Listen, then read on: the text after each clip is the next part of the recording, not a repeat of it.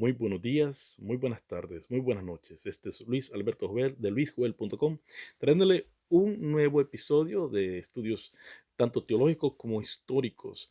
En esta ocasión quisiera traer un tema que a mí me ha interesado desde muchos años y he leído ya dos libros con respecto a esto y ahora me topé con un artículo muy interesante por Ali Ryrie, que es autor de Protestantes, la fe que hizo el mundo moderno. Claro, eso está en inglés. Y él es profesor de historia cristiana en la Universidad de Durham, allá en Inglaterra. Y esto es publicado por CNN y me interesa mucho porque el título es Tres formas sorprendentes en que la reforma protestante dio forma a nuestro mundo. Usualmente siempre estamos hablando que queremos regresar a la reforma, que queremos ser como los reformadores, pero no veo mucha reflexión de cómo estas reformas, cómo la reforma protestante ha influenciado nuestro mundo actual. Hay otros escritores que han escrito con respecto a esto, y yo creo que es importante hablarlo para comprender nuestro mundo y comprender los efectos de 500 años después de la reforma ha tenido en nuestra sociedad y en nuestra forma de vivir.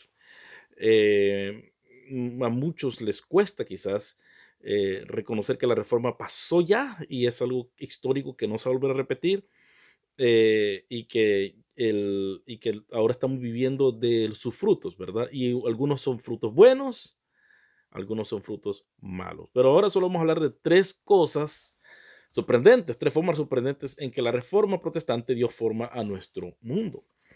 Lutero y sus seguidores no estaban tratando de remodelar el mundo, estaban tratando de salvarlo. Tenían un evangelio que proclamar y pensaron que el final estaba cerca. Esto es lo que se le dice, que había bastante mileniarismo en los tiempos de Lutero. Ellos creían que ya estaba a punto de regresar Cristo y por eso es que tenían ese ímpetu de poder hacer una reforma.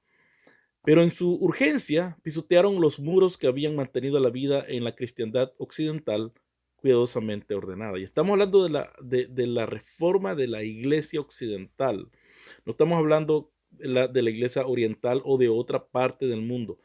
Y esto es algo también, un tema que tenemos que confrontarnos cuando nosotros decimos la reforma de la iglesia. No, no, momento, la reforma de la iglesia occidental de Europa, que no la reforma de la iglesia en África, en Asia, o en el Oriente. Es la iglesia occidental católica romana que necesitaba una reforma y de ahí salió el protestantismo, del cual somos parte soy yo. Lutero flanqueó el poder de la jerarquía de la Iglesia Católica con una nueva tecnología de comunicación, la imprenta, que le permitió hablar directamente con la gente. Cuando finalmente fue arrastrado ante la majestad reunida de la Iglesia y el Imperio en 1521 y se le ordenó renunciar a sus errores, se negó e insistió en que su conciencia estaba cautiva de la palabra de Dios, una autoridad superior a cualquier papa, obispo o rey. Y en esto Lutero al menos está escrito o está documentado que es la primera persona en la historia del cristianismo que hizo tal cosa. Es como la primera persona que tenemos que hizo una biografía es San Agustín. Entonces, que tenemos conocimiento en la historia. Entonces, ahora vemos también la primera persona dentro de la cristiandad de que se opone tanto al papa, al obispo y al rey. De repente todos tenían una voz y nadie podía decirle a nadie más que creer. El llamamiento radical de Lutero y la supremacía total de la fe personal desencadenaría casi 200 años de guerra religiosa. Y esto es lo que, una vez más, se romantiza demasiado lo que la reforma fue. Y después el resultado inmediato de la reforma fueron guerras. Fueron guerras, las famosas guerras de religión que dio lugar a la Ilustración, en la cual ya Dios se trató de quitar del centro. El catolicismo romano tenía a la iglesia como el centro, del centro de la salvación. El protestantismo quitó la iglesia e hizo al ser humano el centro, porque el que necesitaba salvación. La Ilustración quitó al ser humano y también y puso la razón, que es parte del ser humano, pero puso la razón como el centro de todo. Y eso es lo que tenemos ahora. Esa es una de las conclusiones de otros autores. Si te inclinas a creer que nuestras divisiones modernas vuelven a la forma en que Lutero destruyó toda orden y autoridad, bueno, nadie puede decirte que te equivocas. Pero si crees que la vida moderna es más que un argumento interminable del mal genio, puedes admitir que la reforma de Lutero nos dio algunos regalos útiles, en gran medida inesperados. Déjame proponer tres. El primero, la libre investigación. Lutero no era un apóstol de la libertad de expresión. Y esto es otra cosa, de que solo porque recordemos que aquellos que tenían tendencias anabaptistas, que son nuestros antepasados de los bautistas, aquellos que tenían esas tendencias no siempre eran radicales, no siempre eran herejes, pero por el hecho de rechazar el bautismo de infantes, Lutero los perseguía. Y otra cosa de que hizo, que no le hizo caso a Calvino. Calvino siempre quiso tener comunión con Lutero y Calvino se rehusó. Así que ellos no y Calvino era también en Ginebra, ellos no dejaban la libertad de expresión como ahora lo tenemos. Nosotros creemos que la reforma, que vivir en Ginebra o vivir en Wittenberg era hermoso, podíamos decir todo lo que queríamos, no, estaban bien restringidos. Y eso es lo que dice aquí este historiador, que Lutero no era un apóstol de la libertad de expresión. Quería que los cristianos creyeran la verdad, no lo que quisieran. Pero al insistir en que toda la autoridad humana era provisional y que la conciencia solo puede ser restringida por la Biblia y el Espíritu Santo, se aseguró que los protestantes que intentan vigilar los límites de los argumentos aceptables siempre fracasarán al final. El protestantismo no nos ha dado un paraíso de libertad de expresión, sino un argumento abierto e indisciplinado. Ha generado continuamente nuevas ideas, revivido las viejas y cuestionando sus propias ortodoxias. Para tomar el ejemplo icónico, la esclavitud, que durante siglos los cristianos habían asumido que era un mal necesario o simplemente un hecho de la vida. Unos pocos protestantes en la década de 1700 y muchos más en la década de los 1800 llegaron a una nueva convicción, que la esclavitud era un mal absoluto e intolerable. Los argumentos y las batallas fueron amargas, pero al final la vieja ortodoxia fue derrocada. Y la vieja ortodoxia que aún vemos y esto es parte de la inerrancia, es parte del debate de la inerrancia, que los primeros, aquellos en Estados Unidos en los 1800, primeros que propusieron la inerrancia, la propusieron en contra del liberalismo, que ellos perciben que era el liberalismo que venía del norte de Estados Unidos, que proponía que todos éramos hechos a la imagen de Dios, mientras que estos que estaban diciendo en inerrancia decía que no, que Dios había promulgado de que Cam iba a ser siervo de los blancos, de los europeos, y por lo tanto no había por qué cambiar, y eso es un pensamiento que se tenía. Pero pero esa ortodoxia que se consideró ortodoxa por mucho tiempo fue derrocado. La censura fue desgastada por la negativa de los protestantes a callarse cuando se les dijo y por su estilo de discusión pública. O sea que el protestantismo fue el que promovió que se quitara la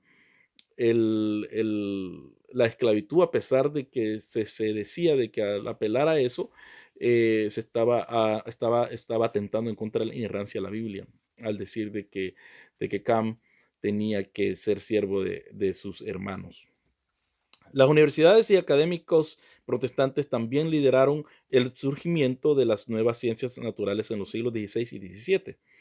Y lentamente, a regañadientes, una noción que algunos protestantes radicales plantearon, que la libertad de expresión y de culto eran realmente buenas cosas, no solo necesidades inevitables para ser toleradas, se convirtió en una nueva ortodoxia. Y esto viene ya cuando lo que yo he hablado en otros videos con respecto a la persecución de Miguel Servet, que a pesar de que él era unitario, después de que Calvino lo puso a muerte en Ginebra, y también las masacres que hubieron contra los anabaptistas, nació ese querer, ese deseo dentro de los europeos de que las personas pudieran, sin hacerle daño físico a la gente, pudieran mantener sus creencias y adorar conforme sus creencias. en en las tierras. La iglesia anglicana, por eso preció a los puritanos, porque los puritanos se oponían a la forma de adorar que la iglesia anglicana hacía porque la miraban como papista, la miraban que era muy cerca de Roma. Y por lo tanto, la iglesia anglicana, que su cabeza era el rey, o la reina Elizabeth, ellos trataban se les llamaron, se les llamaban a aquellos que no eran, que no querían seguir el libro de oración común, no conformistas, de los cuales los bautistas, los metodistas son parte de ellos. Entonces, eso es lo que introdujimos nosotros. En Ginebra era lo contrario. En Ginebra se tenía que adorar y hacer la liturgia y la predicación de una sola forma. En Wittenberg y en las tierras luteranas también, pero fuimos nosotros en Inglaterra y también en Lund, en Alemania, que dijimos que no. Y eso es algo que cada quien pudiera adorar conforme su creencia. Es algo que nosotros ahora lo vivimos y lo tomamos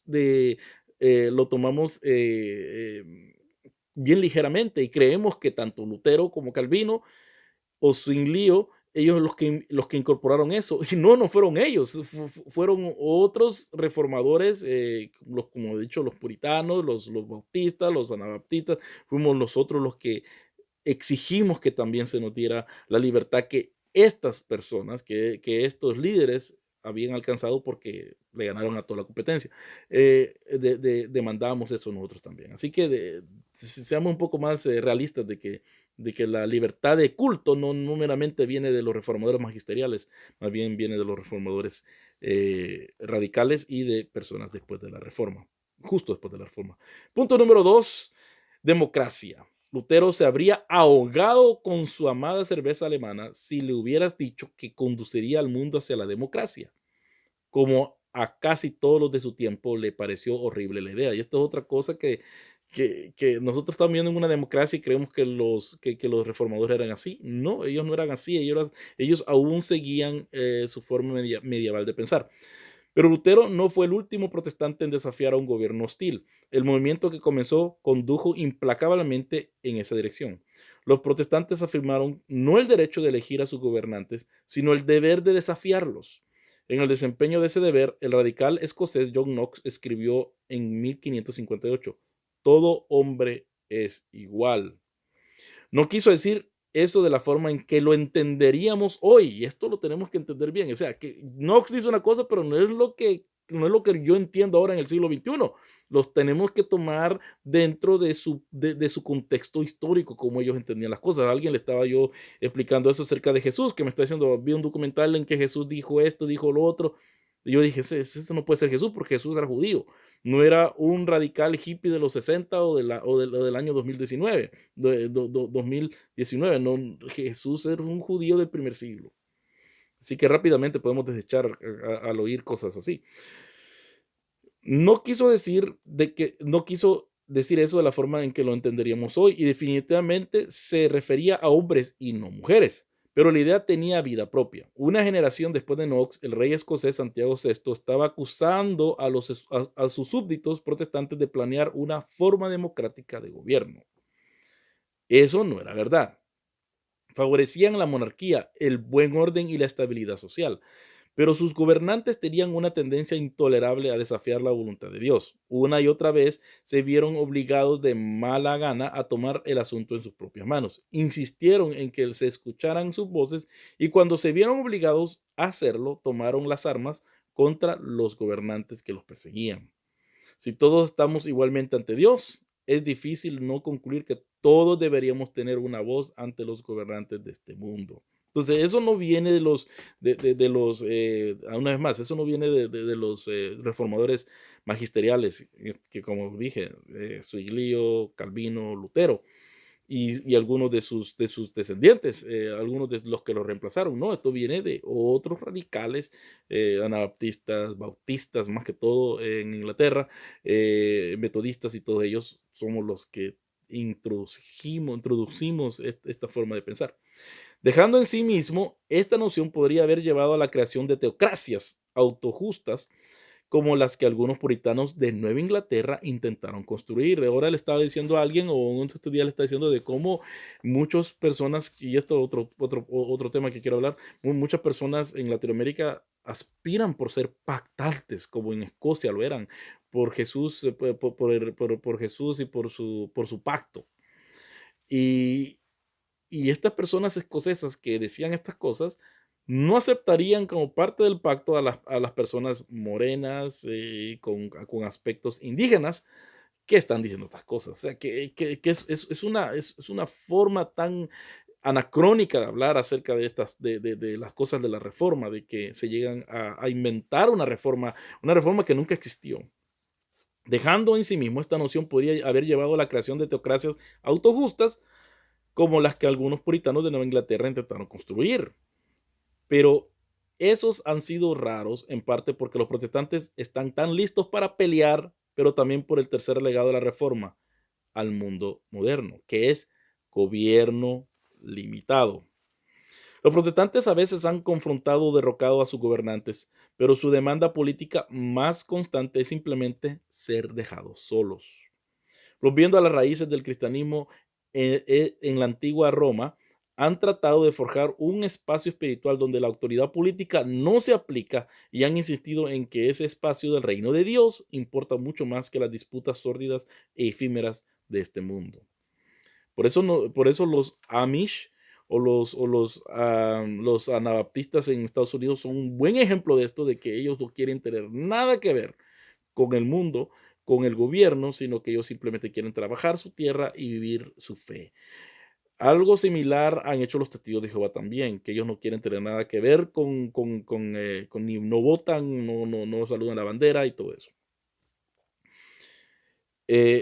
Los resultados son paradójicos. Los protestantes a menudo han sido sujetos obedientes a gobernantes completamente nocivos, y esto lo podemos pensar de Hitler, ¿verdad?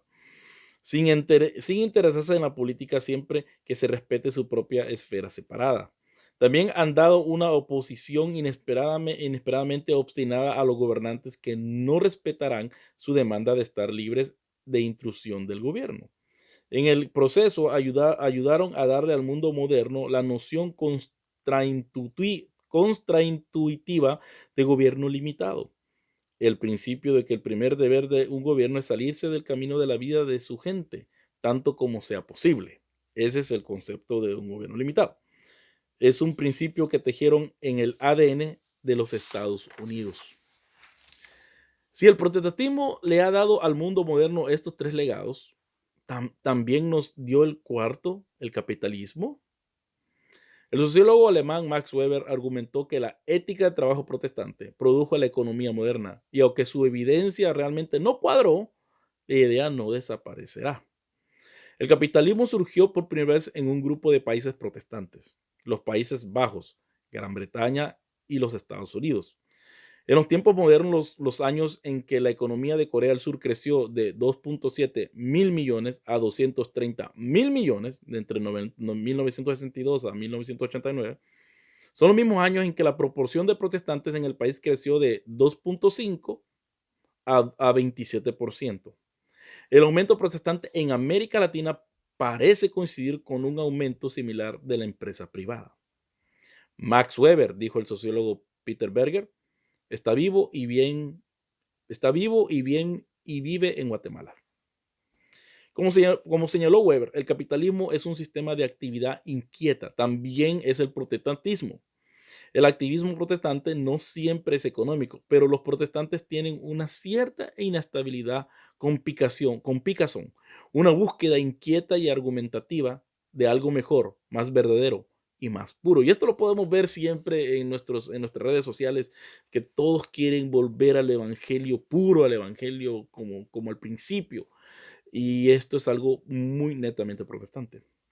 Los protestantes siempre buscan nuevos pecados o se esfuerzan para recuperar viejas virtudes. Esa dínamo de insatisfacción y anhelo que se perpetúa a sí mismo, ciertamente ha tenido efectos económicos y ha significado que el protestantismo haya prosperado más durante los periodos de cambio social rápido o desgarrador. También significa que su comportamiento es impredecible. Nunca se sabe a dónde irán estas conciencias inquietas. Los políticos que imaginan que tienen protestantes en sus bolsillos deben tener cuidado. Y esto, como dije al principio, está basado, casi todo este leído por el escrito publicado por CNN, por Alec Ryrie, que es autor de Protestants, the Faith That Made the Modern World, o Protestantes, la fe que hizo el mundo moderno. Y él es profesor de historia cristiana en la Universidad de Durham, en Inglaterra, Reino Unido. Así que, ¿qué piensan ustedes? ¿Qué piensan? ¿Que tiene razón estas tres cosas? Estas tres cosas son las que han aportado al protestantismo, o sea, lo que el protestantismo ha aportado al mundo. Deje aquí su opinión. También le invito a luisjovel.com, donde este video va a estar también y donde hay muchos otros estudios con respecto a la Biblia y cosas como yo veo el mundo. También le invito a que vaya a Patreon, que si usted se dispone, puede ayudar ahí con $1, $2, $5, $10, lo que usted quiera, para poder yo siempre hacerme de material y también para pagar las cosas que se pagan. Se paga la luz, se paga el teléfono, se paga la conexión, etcétera, etcétera. Le invito a que deje su comentario aquí, que lo deje en luisjovel.com. Aquí en YouTube los comentarios son vetados. Yo los veo, que si son buenos, son malos, pero estoy siempre tratando de responderles sus comentarios. Así que le invito a dejar su comentario, le invito a que haga su contribución. Si usted piensa que hay otras cosas que a la sociedad y a la política ha aportado el protestantismo, bienvenido sea para que usted pueda dejar su comentario, dejar su aporte. Que Dios le bendiga y hasta la próxima.